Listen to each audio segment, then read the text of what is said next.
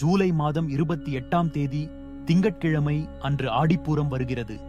இன்றைய நாளில் ராகு காலம், யமகண்ட நேரத்தை தவிர்த்து நல்ல நேரம் பார்த்து வீட்டிலேயே ஆண்டாள் வழிபாட்டை மேற்கொள்ள வேண்டும். வீட்டில் ஆண்டாளின் படம் இருக்கும் பட்சத்தில் அந்த படத்தை சுத்தம் செய்து சந்தனம், குங்குமம் வைத்து தயார் செய்து வைத்துக் கொள்ளுங்கள்.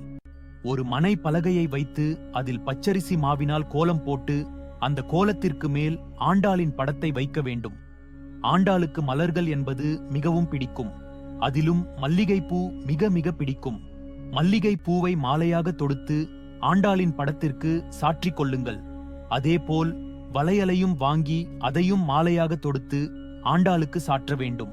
வளையலை மாலையாக தொடுக்க முடியவில்லை என்னும் பட்சத்தில் ஆண்டாளின் படத்திற்கு முன்பாக வளையலை வைத்துக் கொள்ளலாம். இதோடு மருதாணி, மஞ்சள், குங்குமம், பழங்கள், வெற்றிலை பாக்கு போன்றவற்றை வைக்க வேண்டும். பிறகு ஆண்டாளுக்கு அக்காரவடிசலை நெய்வேத்தியமாக வைக்க வேண்டும். இப்பொழுது கையில் உதிரி பூக்களை எடுத்துக்கொண்டு ஆண்டாளின் இந்த ஒரு மந்திரத்தை 108 முறை கூறி அர்ச்சனை செய்ய வேண்டும். ஓம் நமோ கோதை நாச்சியார் நமோ நம. அர்ச்சனை செய்து முடித்த பிறகு கற்பூர தீப தூப ஆராதனை காட்டி வழிபாட்டை நிறைவு செய்து கொள்ளுங்கள். வீட்டிற்கு அருகில் இருக்கக்கூடிய சுமங்கலி பெண்களை ஒற்றைப்படை எண்ணிக்கையில் வீட்டிற்கு அழைத்து ஆண்டாளுக்கு முன்பாக வைத்திருந்த மலர்கள், வளையல், மருதாணி, அக்கார வடிசல், பழங்கள் போன்றவற்றை அவர்களுக்கு தந்து அவர்களிடமிருந்து ஆசீர்வாதம் வாங்க வேண்டும்.